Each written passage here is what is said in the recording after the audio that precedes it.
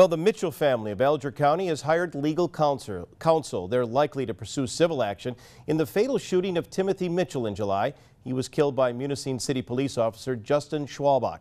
TV6's Rebecca Himmelstein joins us now with more on this exclusive report about the shooting of Timothy Mitchell. Rebecca? Steve, we were first to show you the police car dash cam video and hear the 911 tapes of that night. TV6 News filed for a FOIA request for the video and 911 calls. I reviewed them with Marquette County Prosecutor Matt Wiese and retired Marquette County Sheriff's Deputy Dave Kent.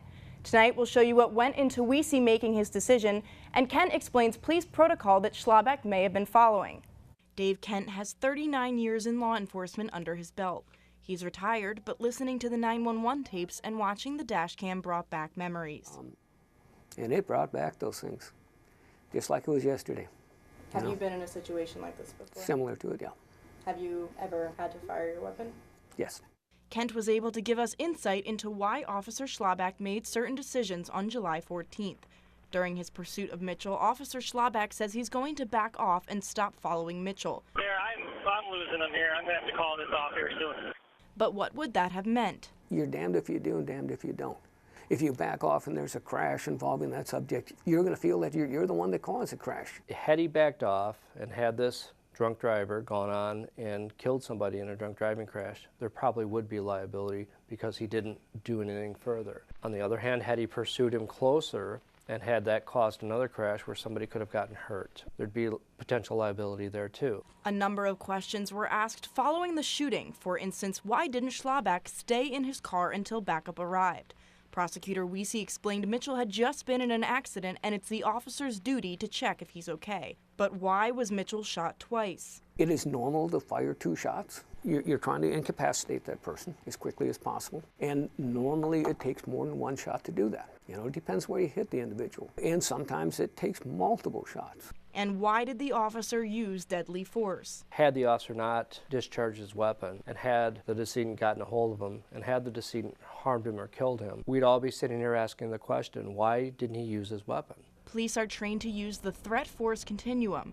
You assess the amount of threat and how much force you can use to deter that threat. If the subject is assaultive, the officer should use defense tactics. If the subject attempts serious physical injury or death, the officer may use deadly force. I will tell you that, you know, even watching just this, brought back memories. And, I'll tell you, we keep on talking about the victim here, but trust me on one thing, that law enforcement officer is going to live with this forever, too. He's going to think of a million different other things maybe he could have done to change that situation. You know, you don't have a bunch of time. From the time he was out of that car till the time the guy's approaching him, there's not a bunch of time to go ahead and make a ton of decisions. You know, but this guy had already made his decision as to what he was going to do. Michigan State Police Trooper Todd Nolan was one of the officers asked to notify the Mitchell family of their son's death.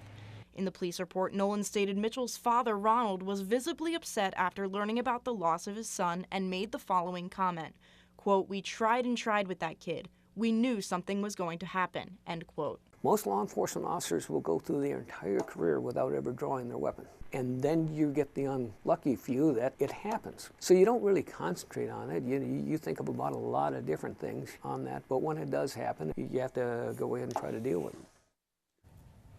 Wiese's investigation was completed August 18th.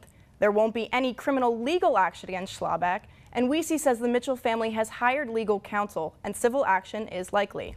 And Rebecca, some of the questions coming out around this surround the fact, why didn't the Munising police officer use a taser? Right. Well, protocol for every department is different, and the Munising City police officers do not issue tasers to their department. All right. Well, so we haven't heard the last of this case for sure. Definitely not. All right. Thanks a lot, Rebecca.